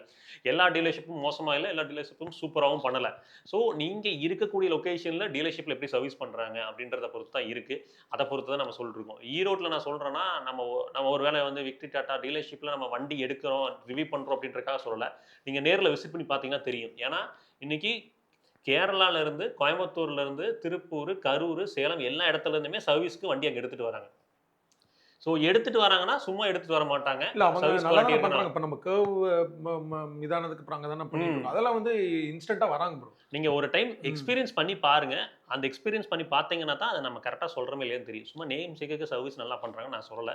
விக்டரி டாட்டாவில் சர்வீஸ் நல்லா இருக்குது. டாட்டாவில் இந்த அளவுக்கு சர்வீஸ் குவாலிட்டி கொடுக்குறாங்களாங்கிறத நீங்கள் லைவ்ல எக்ஸ்பீரியன்ஸ் பண்ணீங்கன்னா தான் தெரியும். அதுதான் நம்ம பார்ட்னருக்கு அந்த கேர்வ் ஆக்சிடென்ட் ஆகும்போது தனி ஒரு வாட்ஸ்அப் குரூப் கிரியேட் பண்ணி அதுல இன்ஸ்டன்ட்டா அப்டேட் பண்ணிக்கிட்டே இருக்காங்க. அது எனக்கு தெரிஞ்சு எந்த பிராண்ட்லயுமே அவங்க பண்ணல. அதாவது டாட்டாலே வேற டாட்டால பண்றது இல்ல, இவங்க அதை இனிஷியேட் எடுத்து பண்றாங்க. அதுல என்னன்னா எம்டி உள்ள இருக்காரு. ஆமா, அந்த குரூப்ல ஒவ்வொரு ரெஜிஸ்ட்ரேஷன் நம்பருக்கும் ஒவ்வொரு குரூப் கிரியேட் பண்ணிருக்காங்க. அதுதான் அதுல வண்டி வாங்குனதுல இருந்து இப்போ வரைக்கும் நீங்க அந்த குரூப்பை செக் பண்ணீங்கன்னா சர்வீஸ் பண்ணது, என்ன பார்ட் மாத்தினாங்க, பிக்சர் எல்லாம் எம்டி இருக்காங்க. அதுக்கப்புறம் வந்து மேனேஜர் இருக்காரு, சர்வீஸ் மேனேஜர் இருக்காரு, எல்லாருமே அதுல இருக்காங்க. சோ அது ஒரு குரூப்பா இருக்கும். அது ஒரு குரூப்ல போகும்போது நம்மளால ஈஸியா ஃபாலோ பண்ண முடியுது. இதுக்கு முன்னாடி என்ன நடந்துச்சு, அதுக்கு முன்னாடி என்ன நடந்துச்சு அப்படிங்கறது ஈஸியா ஃபாலோ பண்ண முடியுது. அப்ப ஏதாவது குவரின்னு கஸ்டமர் போட்டாங்கன்னா எம்டி வரைக்கும் ரெஸ்பான்ஸ் நல்ல ஒரு இனிஷியேட்டிவ் அவர் பண்ணியிருக்கிறது. ஆக்சுவலா விக்டரி டாட்டால அது பண்ணியிருக்கிற ஒரு நல்ல இனிஷியேட்டிவ் தான். அந்த ஒரு குரூப் கிரியேட் பண்ணி அதுக்குள்ள எல்லாரும் இருக்காங்க. சோ வேலை செய்யறவங்களும் அதுல இவர் இருக்கிறார், எம்டி இருக்கிறார், ஏதோ ஒரு கம்ப்ளைண்ட் போட்டாங்கன்னா அவருக்கு டைரக்டா பாப்பாரு அப்படிங்கிற ஒரு சர்வீஸ் குவாலிட்டியில காம்ப்ரமைஸே ஆகக்கூடாது. ஏன்னா சர்வீஸ் தான் இங்க பிரச்சனை, அதை நான் அட்ரஸ் பண்றேன் அப்படிங்கிறாரு. அதை அட்ரஸ் பண்ணாவே இன்னைக்கு டாட்டால பாதி பிரச்சனை போயிடும். அதனால வந்து நாங்க அதை சொல்லிட்டு இருக்கோம். ஃபிட் அண்ட் ஃபினிஷ் குவாலிட்டி வந்து முதல்ல இருந்ததுக்கு இம்ப்ரூவ் பண்ணிட்டாங்க. அவங்க என்ன சொல்றாங்கன்னா ப்ரோ, இது ஜென்ரேஷன் அப்டேட்ல தான் மாற்ற முடியும். காரணம் என்னன்னா டையிங் மிஷின் இருக்கு பாத்தீங்களா, அது இந்த பேனலுக்கு டிசைன் செய்யப்பட்டிருக்கு. அந்த டையிங் மிஷின்ல அந்த மாறுதல் இருக்கு. அதை நீங்க என்ன பண்ணீங்களா அதை மாற்ற முடியாது. அந்த டையிங் மிஷின் அந்த பேனல் இருக்கு பாத்தீங்களா, அதை மொத்தமா நீங்க அதை மாத்துறீங்க அப்படின்னா அது வந்து பல லட்சங்கள் செலவாகும். சரிங்களா? அப்போ அது ஜென்ரேஷன் அப்டேட்ல தான் சரியாகும். இப்போ வந்து எந்த அளவுக்கு பெட்டர் பண்ண முடியுமோ அதை பண்ணியிருக்காங்க. முதல்ல இந்த மாதிரி இன்கன்சிஸ்டண்ட்டாக அந்த பேனல் ஃபிட் அண்ட் ஃபினிஷ் இருக்கிறது, பிளாஸ்டிக்ஸ் கரெக்டாக வந்து ஷக்லன்ஸ் ப்ராமினென்ட் இல்லாமல் இருக்கிறது, அந்த மாதிரிலாம் இல்லை, ஓரளவுக்கு மேட்ச் பண்ணியிருக்காங்க. அப்புறம் என்ஜின் ரிஃபைன்மெண்ட் வந்து டெஃபினெட்லி வந்து பார்த்தீங்கன்னா ஹிண்டே அண்ட் ஜப்பனீஸ் ரைவல்ஸ் அளவுக்கு வந்து ரிஃபைன்மெண்ட் அப்படின்றது கிடையாது. ஃபஸ்ட் டைம் கார் பையர்ஸ்க்கு உகந்த காராக இருக்கும். யாருக்கு இந்த பஞ்ச் அப்படின்னு பார்க்குறப்போ சேஃப்டி கான்சியஸாக பார்க்குறீங்கனாலும், அதே மாதிரி சிட்டி கம்யூட்டர்ஸ், அதே மாதிரி ஒரு பட்ஜெட்குள்ளே ஒரு எஸ்யூவி ஃபீல் வேணும். அதாவது எஸ்யூவி ஃபீல் வேணும்னா அப்ரைட் போஸ்டரும் கிடைக்குது, கேப்பபிளாகவும் இருக்குது. ஒரு ஃப்ரண்ட் வீல் டிரைவில் என்ன கேப்பபிளாக கொடுக்க முடியுமோ அதை பஞ்சில் ஜஸ்டிஃபிகேஷன் கொடுத்துருக்காங்க. ஜஸ்ட்டு சும்மா பேருக்கு மினி மைக்ரோ எஸ்யூவின்னு சொல்ல அவங்க விரும்பல, அதுக்கு கேப்பபிலிட்டி கொடுத்துருக்காங்க. ஸோ ஃபீச்சரோட வேல்யூ ஃபார் மணி எஸ்யூவி அப்படின்னா தாராளமாக இதை பார்க்கலாம். ஃபஸ்ட் டைம் பையர்ஸ்க்கு safety, savings and SUV confidence வேணும், ஸ்மார்ட்டஸ்ட் சாய்ஸ் அப்படின்னு இது பார்க்கலாம். சர்வீஸ் சென்டர் நீங்கள் விசாரிச்சுக்க வேண்டியதான் உங்கள் லொக்கேஷனில் எப்படி இருக்குது அப்படின்றது. அப்புறம் நிறைய பேர் வந்து டீலர்ஷிப் லெவலில் பிடி ஒரு சில டீலர்ஷிப்ஸில் கொடுக்குறதில்ல. அந்த பிடி நீங்கள் கஸ்டமராக கேட்டிங்கன்னா கொடுக்கவில்லை என்றால் நீங்கள் வந்து டீலர்ஷிப்பில் ரெக்வஸ்ட் பண்ணி வாங்குங்க. ஏன்னா பிடிஐ அலோவ் பண்ணாங்கன்னாவே அவங்க பொருள் மேலே கான்ஃபிடென்ட்டாக இருக்காங்க. பிடிஐ அலோவ் பண்ணல, நிறைய பேர் அதுதான் ப்ரோ சொல்றாங்க, பிடிஐ அலோவ் பண்ண மாட்டேங்கிறாங்க, பிடிஐ அலோவ் பண்ண மாட்டேங்கிறாங்க அப்படின்ட்டு நிறைய பேர் அதை சொல்றத பார்க்குறேன். ஈவன் அந்த ஃபேஸ்புக் ஃபோரம்ல சரி, உங்ககிட்ட வர கஸ்டமர்ஸும் சரி, எல்லாம் நிறைய பேர் அதை சொல்றாங்க. பிடிஐ பொறுத்த வரைக்கும் வந்து அவங்க சைடில் எந்த ஒரு பிரச்சனையும் இல்லை அப்படின்னா அலோவ் பண்ணணும். என்னன்னா தேர்ட் பார்ட்டியை வரும்போது ஒரு சில டைம் சொல்கிறாங்க, பட் தேர்ட் பார்ட்டி வரும்போது கூட கஸ்டமர் தானே வராங்க. அப்படிங்கும்போது கஸ்டமர் அவங்களோட காரை இன்னொருத்தரை வச்சு வெரிஃபை பண்ணுறாங்க கரெக்டாக இருக்கா இல்லையான்னு. உங்கள் ப்ராடக்ட் மேலே நீங்கள் கான்ஃபிடென்ட்டாக இருந்தீங்கன்னா நீங்கள் பிடிஐ அலோவ் பண்ணுறதுல வந்து எந்த ஒரு சங்கடமும் பட வேண்டிய அவசியம் இருக்காதுன்னு நினைக்கிறேன். சரிங்க, அடுத்து இந்த சப்-4 மீட்டர் செடன் அப்படின்னு வருது ப்ரோ. இந்த ப்ரைஸ் பாயிண்ட்ல அப்படின்னாவே ஹோண்டா அமேஸ் தான். டிசைரை விட எனக்கு அமேஸ் வந்து ஃபார் பெட்டராக ஃபீல் ஆகுது. காரணம் அதோட இன்ஜினோட ரிஃபைன்மெண்ட் லெவல்ஸு, அதுக்கப்புறம் ஆட்டோமேட்டிக் போகிறப்ப சிவிடியோட கன்வீனியன்ஸு, அப்புறம் பில்டு வந்து த்ரூ அவுட் வந்து அதுவுமே 5 ஸ்டார், இதுவுமே 5 ஸ்டார் தான். பட் அந்த ஃபீல் இருக்குது பார்த்தீங்களா, நம்ம டோர் ஓப்பன் பண்ணுறப்போ அந்த எக்ஸ்பீரியன்ஸ் பண்ணுறப்போ வந்து பார்த்தீங்கன்னா ஹோண்டா மேஸ் எனக்கு பெட்டராக ஃபீல் ஆச்சு. அதில் வந்து விஎக்ஸ் வேரியன்ட் நம்ம எடுத்திருக்கோம். ஆன் ரோட் ப்ரைஸ் வந்து 10 லேக் வருது மேனுவல். ஆட்டோமேட்டிக் போனீங்கன்னா 10.8 லேக்ஸ் வருது. ஒரு 80,000 வந்து 80,000 டு 90,000 அந்த சிவிடி போகும்போது அதே வருது. என்னன்னா இங்கே சிவிடியுமே வந்து மைலேஜ் வந்து ரொம்ப குறைவாக தரதில்ல, நல்ல மைலேஜ் தருது. ஓகே. பவர் வந்து லீனியரா தான் ப்ரோ இருக்கும். எனக்கு தெரிஞ்சு இந்த செக்மெண்ட்ல சிவிடி கியர் பாக்ஸ் போட்டு கொடுக்கறது இவனா தான் இருக்கும்னு நினைக்கிறேன். இவங்க கொடுக்குறாங்க, ரெனோ நிறுவனம் கொடுக்குறாங்க. ஓகே. அப்புறம் ஹிண்டே i20ல வருது. ஓகே ஓகே இதெல்லாம். ஸோ இது வந்து பார்த்தீங்கன்னா சூப்பர் கம்ஃபர்ட்டுங்க, டீசென்டான ஸ்டெபிலிட்டி, லாங் டேர்ம் டியூரபிலிட்டி கொடுக்கும். அப்புறம் refinement, ride comfort, stress free ஓனர்ஷிப்பையும் இது தரும். இந்த வண்டியை பொறுத்த வரைக்கும் ஒரு பீஸ்ஃபுல்லான ஒரு லாங் டேர்ம் யூசேஜ் காராக பார்க்கலாம். நம்ம டைமென்ஷன் ரீதியாக கேட்டிங்கன்னா இங்கே லோ சென்டர் ஆஃப் கிராவிட்டி இருக்குது. வண்டி வந்து ரொம்ப 172 mm தான் இருக்குது.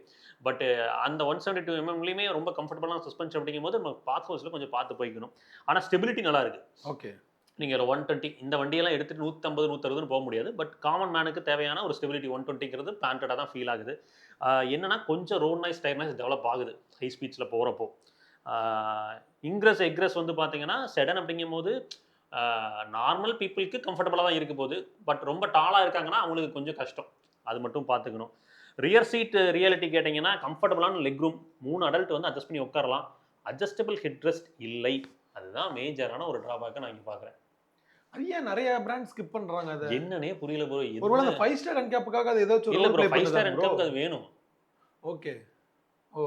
இப்போ அதாவது இங்கே வந்து நம்ம பாரத் என்கப், குளோபல் என்கப்ல ரியரோட இது பார்க்கறது, விப்ளாஷ் பார்க்கறது இல்லை, ஃப்ரண்ட் 2 தான் விப்ளாஷ் பார்க்குறாங்க. ஏன்னா நம்மளுங்க ஒரு கதை விட்டானுங்களா, கீழே வந்து ஸ்லைடிங் சீட் வச்சா 5 ஸ்டார் வாங்க முடியாதுன்னு சொன்னாங்களா மஹேந்திரால. அந்த ஸ்லைடிங் சீட் அப்புறம் எப்படிங்க 9Sல வாங்குவீங்க? அததான் அப்படிதான் ப்ரோ சொன்னானுங்க, ஷோரூம்ல அப்படிதான் ப்ரோ சொன்னானுங்க. ஐயோ ஆண்டவா. ஸோ கம்ஃபர்டபுளான ஒரு ஃபேமிலி செடன், கிராம்டாக இருக்காது. டிசைன் அண்ட் ரோட் ப்ரெசன்ஸ் பார்க்கும்போது க்ளீனாக, அதாவது ஒரு ப்ரீமியமான ஒரு மினி ஹோண்டா சிட்டி ஃபீலை கொடுக்கும் டிசைன். இப்போ புது அமேஸை பொறுத்த வரைக்கும் நல்லா இருக்குது ப்ரோ. பார்த்த உடனே அப்பீலிங்காக இருக்குது. யாருமே போரிங்காக இருக்குது, அவுட்டேட்டடாக இருக்குன்னு சொல்ல மாட்டோம்.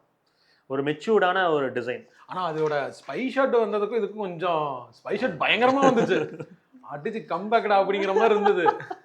அதுக்கு தான் நாங்கள் வந்து ஒரு வார்த்தையை போட்டிருக்கோம். ஃப்ளாஷியான ஒரு டிசைன் கிடையாது, கிளாஸாக டிக்னிஃபைடாக இருக்குது.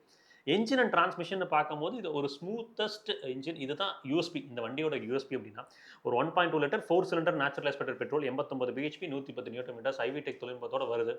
So extremely smooth and refined. Power delivery பொறுத்த வரைக்கும் லீனியராக தான் இருக்கும். என்ஜின் நாய்ஸியாக இருக்காது.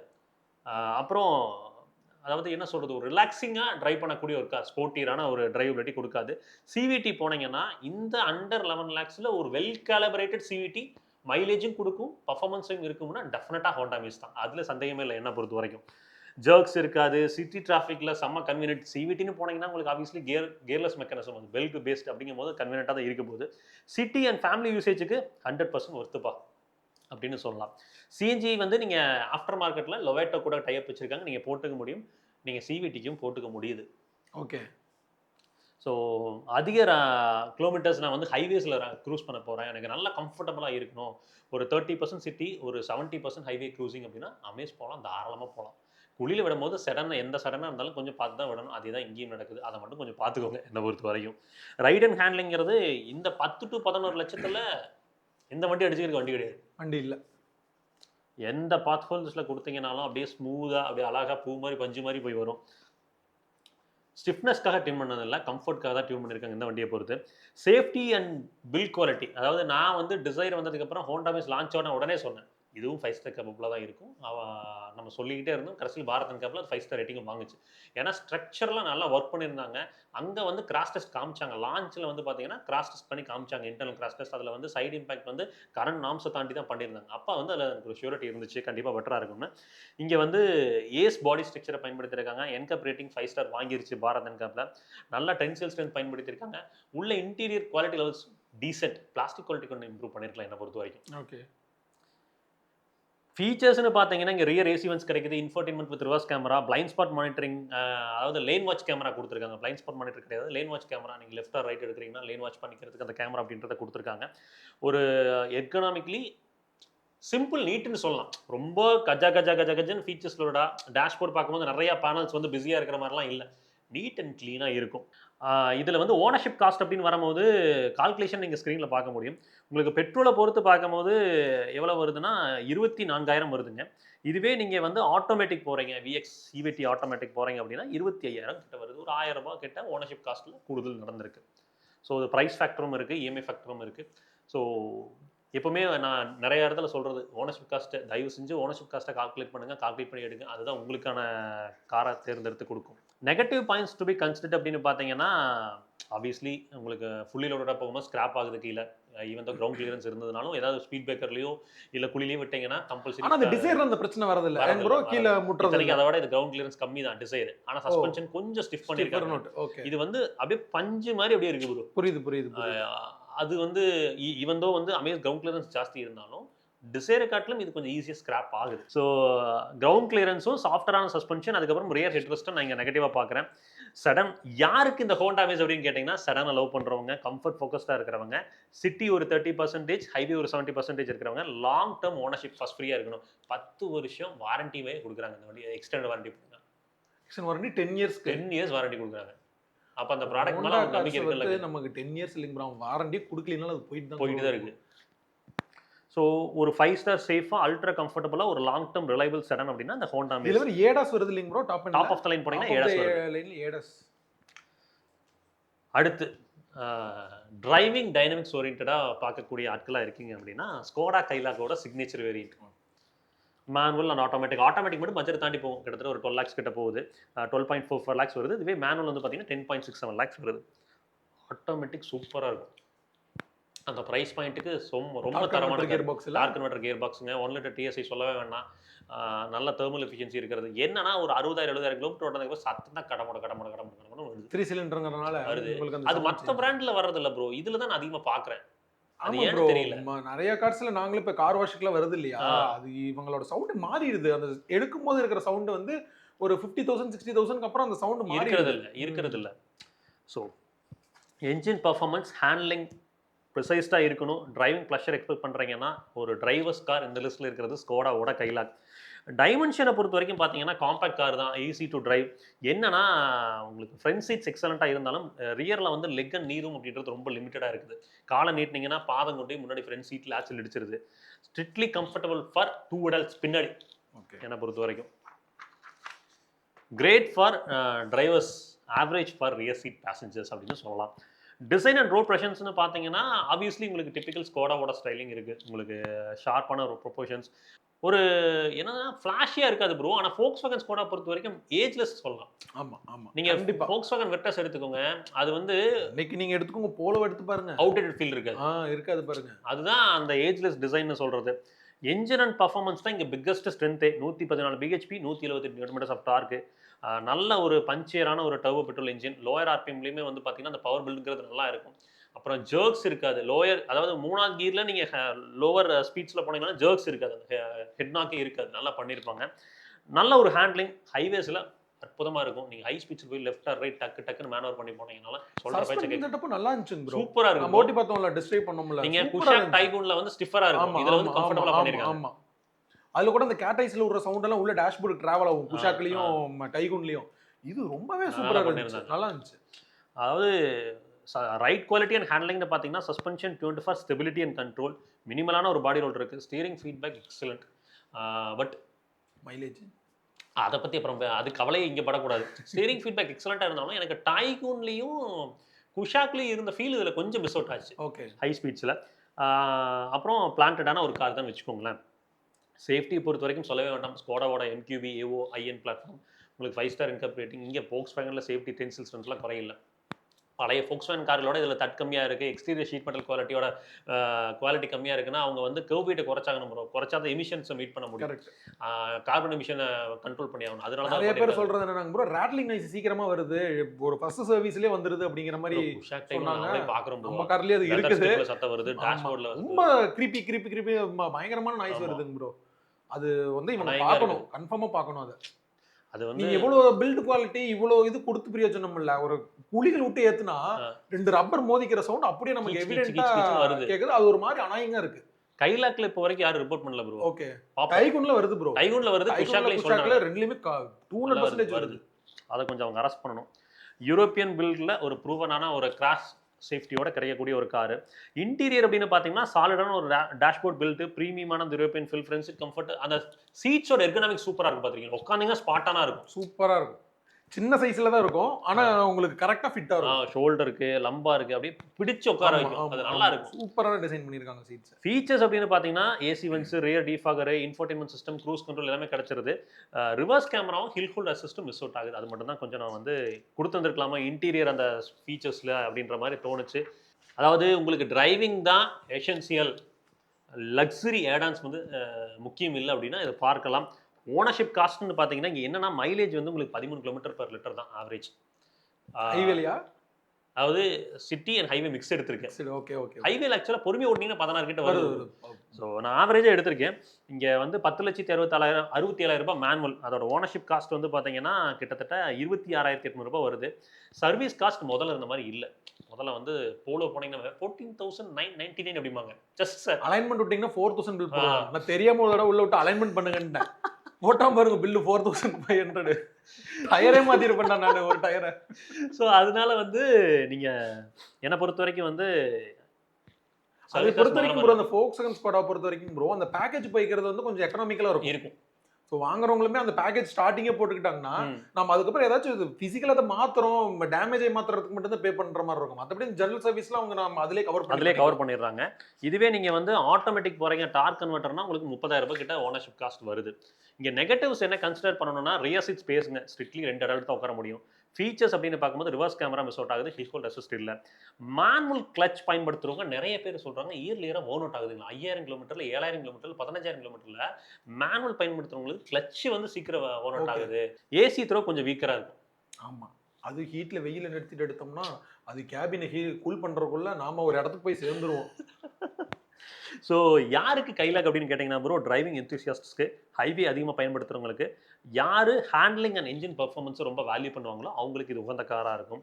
யாருக்கு செட் ஆகாதுன்னா ரியர் சீட் ஃபோக்கஸ் பண்ணுறவங்களுக்கு, ஃபீச்சர்ஸ் மைலேஜ் ஹங்கிரியாக இருக்கிறவங்களுக்கு இது சூட்டபுளாக இருக்காது.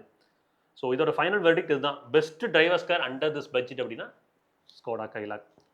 இதுக்கு அடுத்து ஃபைனலாக இது ஹேட்ச்பேக் அப்படின்னு சொன்னாவே எல்லாத்துக்குமே தெரியும், மாருதியோட பலினோ. வந்துட்டான்டா மறுபடியும் வந்துட்டான்டா அப்படின்ற மாதிரி தான் ஃபைனலாக இருக்கக்கூடிய கார். அதாவது வந்து பார்த்தீங்கன்னா இந்த ப்ராக்கெட்டில் ஃபைனலாக நம்ம வச்சிருக்க காருனா பலினோவோட ஜீட்டா வேரியன்ட். நீங்கள் மேனுவல் போனீங்கன்னா 953, ஜீட்டா ஏஎம்டி போனீங்கன்னா 1012 வருது. ஜீட்டாவில் சிஎன்ஜியுமே இருக்குது, அது வந்து 1080 கிட்ட வரும். மாருதி பலினோ ஜீட்டா பொறுத்த வரைக்கும் வந்து எனக்கு எஸ்யூவி வேண்டாம், செடன் வேண்டாம், ஒரு ஹேட்ச்பேக் நான் எக்ஸ்பீரியன்ஸ் பண்ணணும்னு விரும்புகிறேன். கொஞ்சம் வந்து ஃபீச்சர்ஸ் அதிகமாக தேவைப்படுது அப்படின்ற பார்த்தீங்கன்னா இது பார்க்கலாம். இந்த வேரியன்ட் கொஞ்சம் வேல்யூ ஃபார் மணியாக இருக்கும். டாப் ஆஃப் த லைன் போனீங்கன்னாவே 11 லட்சத்துக்குள்ளே தான் வரும். அதில் உங்களுக்கு ஹெட்ஸ்அப் டிஸ்பிளே ஆட் ஆகும், 360 டிகிரி கேமரா வந்துடும், அப்புறம் யூவி கிளாஸ் கொடுப்பாங்க. இதெல்லாம் தான் மேஜர் ஆட் ஆன். ஒரு டிசைன் அண்ட் ப்ராக்டிக்கல் சைஸ் அப்படின்னு பார்த்தீங்கன்னா இந்த ஹேட்ச்பேக் அட்வான்டேஜே காம்பாக்டாக இருக்கும்போது ட்ராவல் பண்ணுறதுக்கு கன்வீனியன்ட்டாக இருக்கும். என்னன்னா ஒரு அப்ரைட் போஸ்டர் ஃபீல் கிடைக்காது. ஓகே, வானட்டோட விசிபிலிட்டி இருக்காது. லெஃப்ட் ரைட் ஜட்மெண்ட் பண்ணுறது கொஞ்சம் வந்து நீங்கள் யூகிச்சு தான் பண்ணணும். அது மட்டும் தான் ஒரு ட்ராபேக்காக இருக்கும்.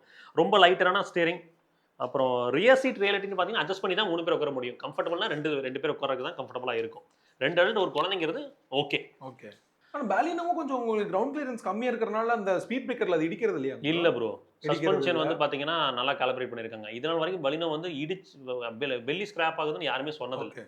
அது ஒரு அட்வான்டேஜ் இருக்குது. டிசைன் அண்ட் ரோட் ப்ரெசன்ஸ்னு பார்த்தீங்கன்னா நீட் அண்ட் க்ளீன், ரொம்ப வந்து மாடர்னாகவும் இருக்காது, ரொம்ப அவுட்டேட்டாகவும் ஃபீல் ஆகுது. ஓகேப்பா அப்படின்ற ஒரு ஃபீலை கொடுக்கும். நல்ல ஒரு வைடரான ஒரு ப்ரெசன்ஸ் இருக்குது. ஸ்விஃப்ட்டை காட்டிலும் பலினோ பார்த்தீங்கன்னா ஒரு வைடரான ஒரு ப்ரெசன்ஸ் நமக்கு இருக்கும். ஸோ சேஃபரான ஒரு டிசைன் உங்களுக்கு வந்து பார்த்தீங்கன்னா யாரையுமே வந்து பார்த்த உடனே இது பிடிக்கல அப்படின்னு சொல்ல மாட்டாங்க, நீட்டாக இருக்கும். Engine and powertrain options அப்படின்னு பார்த்தீங்கன்னா இங்கே அந்த ஒரே ஒரு 1.2 litre natural aspirated petrol, 88.5 bhp பவரும் 113 நியூட்டன் மீட்டர்ஸ் ஆஃப் டார்க்கும் கொடுக்குது. ஸ்மூத் அண்ட் ரிஃபைண்டான என்ஜின். இந்த செக்மெண்ட்லேயே அந்த 1.2 லிட்டர்னு போனால் பவரும் கொடுக்கும், மைலேஜும் இருக்கும், டிரைவ் பண்ணுறதுக்கு என்கேஜிங்காகவும் இருக்கக்கூடிய ஒரு என்ஜின்னா இதுதான். நல்ல ஒரு என்ன சொல்கிறது, 1.2 லிட்டரில் வந்து ஒரு வெரி எஃபிஷியன்ட் என்ஜின் மைலேஜ் ரீதியாகவும். சிஎன்ஜி போனீங்கன்னா 76 bhp பவரும் 98.5 நியூட்டன் மீட்டர்ஸ் ஆஃப் டார்க் கிடைக்குது.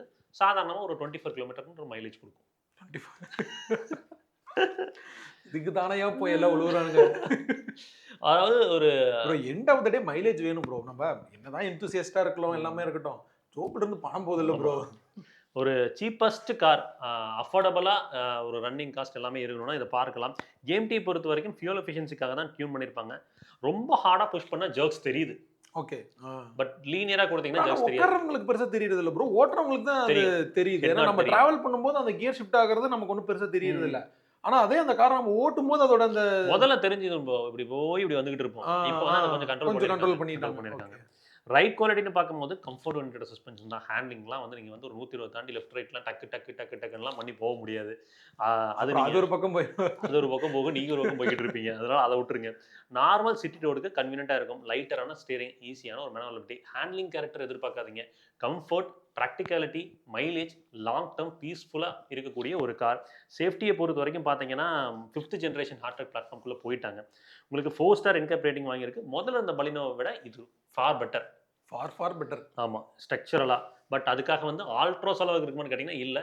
i20 அளவுக்கு மோசமாகவும் இல்லை. ஏன்னா இந்த செக்மெண்ட்டில் இன்னும் அப்டேட் பண்ணாத பிளாட்ஃபார்ம் i20 மட்டும்தான். ஆனால் அதான் ப்ரீமியம் ஹேட்ச்பேக்குங்கிறோம். ஸோ அக்செப்டபிளான ஒரு safety, but not the bench mark. Interior quality, space and features அப்படின்னு போனீங்கன்னா ஒரு மிக்ஸ்டு ஒப்பீனியன் தான் வரும். உங்களுக்கு டிசைன் வந்து பார்த்தீங்கன்னா மாடர்னாக ஃபீல் ஆகலை. உங்களுக்கு மெட்டீரியல் குவாலிட்டி, அப்ஹோல்ஸ்ட்ரி வந்து ஆவரேஜ் தான் ஃபீல் ஆகுது. Not premium for the price அப்படின்ற மாதிரி சொல்லலாம் என்னை பொறுத்த வரைக்கும் இந்த கார். ஃபீச்சர்ஸை பொறுத்த வரைக்கும் எல்லாமே இருக்குது bro. Rear AC, infotainment system with reverse camera கொடுத்துட்றாங்க. க்ரூஸ் கண்ட்ரோல் மிஸ் அவுட் ஆகுது சீட்டால். டாப் ஆஃப் த லைன் போனீங்கன்னா மட்டும் தான் க்ரூஸ் கண்ட்ரோல் அப்படின்றது கிடைக்குது. அது ஆஃப்டர் மார்க்கெட்டில் போட்டுக்கலாம். க்ரூஸ் கண்ட்ரோல் பலினோக்கு ஆஃப்டர் மார்க்கெட். நிறைய பேர் க்ரூஸ் கண்ட்ரோல் ஆக்சுவலாக ஆஃப்டர் மார்க்கெட்டில் போகும்போது வந்து வாரண்டி வைட் ஆகணும்னு கேட்குறீங்க. டிப்பிக்கலாக இப்போ நாம் பண்ணிட்டு இருக்கிறது எல்லாமே எப்படின்னா ப்ளக் அண்ட் ப்ளே. எப்படின்னா ஆல்ரெடி அதில் ப்ரோக்ராம் இருக்கும். இப்போ பார்த்தீங்கன்னா பலினோக்கு பண்ண முடியும், ஆனால் ஃப்ராங்ஸுக்கு பண்ண முடியாது. ஏன்னா ஃப்ராங்ஸுக்கு வந்து டர்போ பெட்ரோல் ஈஸியில் தான் க்ரூஸ் கண்ட்ரோலோட ப்ரோக்ராமிங் இருக்கு. நேச்சுரல் ஹாஸ்பிட்டலில் கிடையாது. அப்போ நீங்கள் ஃப்ராங்ஸுக்கு க்ரூஸ் கண்ட்ரோல் பண்ண முடியாது. ஃப்ராங்ஸுக்கு க்ரூஸ் கண்ட்ரோல் பண்ணோம்னா ஒயர் டேம்பரிங் பண்ணி தான் பண்ணணும். இதுவே பலினோனா பிரச்சனை கிடையாது. நீங்கள் பேசிக் மாடல் இருந்தே உங்களால் பண்ண முடியும். ஏன்னா ஆல்ரெடி ப்ரோக்ராம் அதில் இருக்குது. ஜஸ்ட் அதை ஆக்டிவேட் பண்ணால் போதும். இதுதான் ஃபங்க்ஷன். க்ரூஸ் கண்ட்ரோல் பண்ணுறது வந்து ஈஸியுமே வந்து முதல்ல நம்ம ரீப்ரோக்ராம் பண்ணணும், ப்ரோக்ராம் ஓவர் ரைட் பண்ணணும் அப்படின்ற ஓல்டு ஸ்டோரி இப்போ கிடையாது. அடுத்து ஓனர்ஷிப் காஸ்ட்னு பார்த்தீங்கன்னா ஒரு 9,53,000 ரூபா மேனுவல் டிரான்ஸ்மிஷன் வருது. அதுக்கு வந்து பார்த்தீங்கன்னா கிட்டத்தட்ட 22,000 ரூபாய் ஓனர்ஷிப் காஸ்ட் வருது. மைலேஜ் வந்து ஆவரேஜாக பெட்ரோலில் வந்து 17 கிடைக்குது bro. So city and highway mix சொல்கிறேன். இதுவே வந்து ஏஎம்டி போகிறீங்க அப்படின்னா ஒரு 2 கிலோமீட்டர் மைலேஜ் டாப் இருக்கும். உங்களுக்கு வந்து பார்த்தீங்கன்னா 23,000 24,000 ரூபாய் வந்து ஓனர்ஷிப் காஸ்ட் அப்படின்றது இருக்குது. ஏஎம்டியை கரெக்டாக ஓட்டினீங்கன்னா பெட்டராக மைலேஜும் கொடுக்குது. ஆமாம், அதை நம்ம இவர் சதீஷ் அவரோட வண்டியில் பார்த்துருக்கோம். Cheapest cost to own and run என்னை பொறுத்த வரைக்கும். Build quality negatives to be கன்சிடர்னு பார்த்தீங்கன்னா build quality, exterior sheet quality கொஞ்சம் இம்ப்ரூவ் பண்ணியிருக்கலாம். இன்டீரியர் குவாலிட்டி கண்டிப்பாக வந்து அப்ஹோல்ஸ்ட்ரி, பிளாஸ்டிக்ஸ் ஆவரேஜாக ஃபீல் ஆகுது. ரோட் அண்ட் டயர் நாய்ஸ் கொஞ்சம் ஜாஸ்தி வரும். உங்களுக்கே தெரியும், நான் ஃப்ராங்ஸ் வாங்கிட்டு அதை அந்த பிளாட்ஃபார்மு எல்லாத்தையும் டேம் பண்ணும். மனுஷனான நீங்களா அப்படின்ற மாதிரி அந்த ரோட் அண்ட் டயர் நாய்ஸை பொறுத்த வரைக்கும் அதில். ஆனால் நீங்கள் நல்லா பாருங்கள், பிரஸ்ஸாக போனீங்கன்னா மாறி இருக்கும். பிரசால் இருக்காது. நாம அன்னைக்கு பிரஸா அங்கிருந்து எடுத்துட்டு வந்த ஷோரூம் எடுத்து வந்து பாத்தீங்கன்னா பிரஸால் இல்ல. அதே மாதிரி கிராண்ட் விட்டார் ஹைரைடர் கண்ட்ரோல் பண்ணிருக்காங்க. ஃப்ராங்ஸ் அண்ட் பலினோ அந்த ஹார்ட் டெக் பிளாட்ஃபார்ம்ஸ்ல வந்து NVH பேத்தட்டிக் தான். யார் வாங்கலாம் அப்படின்னு கேட்டீங்கன்னா ஹேட்ச்பேக் லவர்ஸ். சிட்டி அதிகமாக நம்ம கமிட் பண்றோம், மைலேஜ் ஃபோக்கஸ்டாக இருக்கும், லோ மெயின்டெனன்ஸ் சீக் பண்றோம் அப்படின்னா போகலாம். ஸோ ஃபைனலாக ஒரு கம்பேரிசன், அதாவது வந்து பார்த்தீங்கன்னா யாருக்கு என்ன கார் அப்படின்றதுக்கு ஒரு டேபிள் கம்பேரிசன் கொடுத்துருக்கேன். இதை பார்த்தீங்கன்னா தெரியும். இதை வந்து திரும்ப நான் பேசணும்னா இன்னும் டைம் இருக்கும். சாரி, இந்த பாட்காஸ்ட் கொஞ்சம் லென்த்தாக போயிடுச்சு. ஏன்னா கொஞ்சம் டீட்டெயில்டாக சொல்லணுங்கிறதுக்காக போயிருக்கும். ஸோ ஃபஸ்ட் டைம் பையர்ஸ்க்கு பெஸ்ட் கார் என்ன அப்படின்றத கேட்டிங்கன்னா டாடா பஞ்சோட அட்வென்ச்சர். சர்வீஸ் குவாலிட்டி நீங்கள் செக் பண்ணிக்கோங்க டீலர்ஷிப்பில். பெஸ்ட் ஃபார் கம்ஃபர்ட் ஓரியன்டாக பார்க்குறீங்க, ஃபேமிலியாக நீங்கள் அதிகமாக ஹைவே யூசேஜ்லாம் பண்ண போகிறீங்க அப்படின்னா ஹோண்டா மேஸ். டிரைவிங் என்தூசியாஸ்ட்ஸ்க்கு ஸ்கோடாவோட கைலாக். ஓனர்ஷிப் வந்து ஈஸியாக இருக்கணும், பிராண்டோட ட்ரஸ்ட் இருக்கணும், அதே மாதிரி ஒரு SUV ஃபீல் வேணும். ஆனால் எனக்கு நேச்சுரல் ஆஸ்பெக்ட்டுக்குள்ளே போகணும் அப்படின்னா Hyundai Venue. Low cost and daily யூசேஜுக்கு மாருதி பலினோ. இதில் ஹானஸ்டாக ட்ரேட் ஆஃப்ஸ் என்ன நடக்குது அப்படின்னு சொல்லி பார்த்தீங்கன்னா, வென்யூ போகிறீங்கன்னா ஓவர் ப்ரைஸ்டு, அந்த இன்ஜினுக்கு அது ஓவர் ப்ரைஸ்டு. பஞ்ச் போகிறீங்கன்னா இன்கன்சிஸ்டண்ட்டாக இருக்கக்கூடிய டாட்டாவோட சர்வீஸ் அண்ட் ரிஃபைன்மெண்ட்டு. அப்புறம் வந்து என்ஜின் ரிஃபைன்மெண்ட் நான் சொல்கிறேன். அமேஸை பொறுத்த வரைக்கும் பேட் ரோட்ஸில் கொஞ்சம் கேர்ஃபுல்லாக இருக்கணும். கைலாக்கை பொறுத்த வரைக்கும் ரியர் சீட் நாட் ஃபேமிலி ஃப்ரெண்ட்லியாக இல்லை. 3 அடல்ட் உட்காந்திங்கன்னா கொஞ்சம் கன்வீனியன்ட்டாக இருக்கிறது இல்லை. அப்புறம் கொஞ்சம் ஹையர் ரன்னிங் காஸ்ட், ஃபியூல் எஃபிஷியண்ட்டாக இருக்காது. பலினோ பொறுத்த வரைக்கும் interior quality and road noise. So இங்கே வந்து தெர் இஸ் நோ பர்ஃபெக்ட் காருங்க. பட் உங்களோட நீட்ஸுக்கு எது சூட்டபுளாக இருக்கும் அப்படின்றத நீங்கள் பார்த்துக்கோங்க. பார்த்துட்டு முடிவெடுங்க. ஸோ ஐ ஹோப் இந்த பாட்காஸ்ட்டோட கன்க்ளூஷனுக்கு வந்துட்டோம். இந்த பாட்காஸ்ட் உங்களுக்கு யூஸ்ஃபுல்லாக இருக்கும்னு நினைக்கிறேன். சாரிங்க, கொஞ்சம் டைம் அதிகமாகிடுச்சு, தப்பாக எடுத்துக்காதீங்க. கொஞ்சம் டீட்டெயில்டாக சொல்லணும்னு நினச்சேன். இந்த டீட்டெயில்டாக சொல்கிறது வேணாம், இன்னும் கொஞ்சம் கிறிஸ்பாக சொல்லணும்னு நினச்சிங்கன்னா கமெண்ட்டில் மென்ஷன் பண்ணுங்க, அதையும் நாங்கள் ஏற்றுக்கிறோம். அடுத்து உங்களுக்கு என்ன பாட்காஸ்ட் வேணும் அப்படின்றத கமெண்ட்டில் மென்ஷன் பண்ணுங்கள். பாட்காஸ்ட் செட்டப் நல்லா இருக்கா அப்படின்றதையும் கமெண்ட்டில் மென்ஷன் பண்ணுங்கள், நாங்களும் தெரிஞ்சுக்கிறோம். ஆமாம். ஸோ நெக்ஸ்ட் பாட்காஸ்ட்டில் சந்திப்போம். அது வரைக்கும் எப்பவுமே சொல்கிறது தான், ரோட்டில் போய் வரப்போ உங்களை நம்பி இப்படி குடும்பம் இருக்கும், அதே மாதிரி ரோட்டில் போய் வர சக மனதில் நம்பி நேசிக்கிற குடும்பம் இருக்குது. அசாச்சர் வேணாம். பத்திரமா போய் பத்திரமா வாங்க. டாடா, டேக் கேர், பாய்.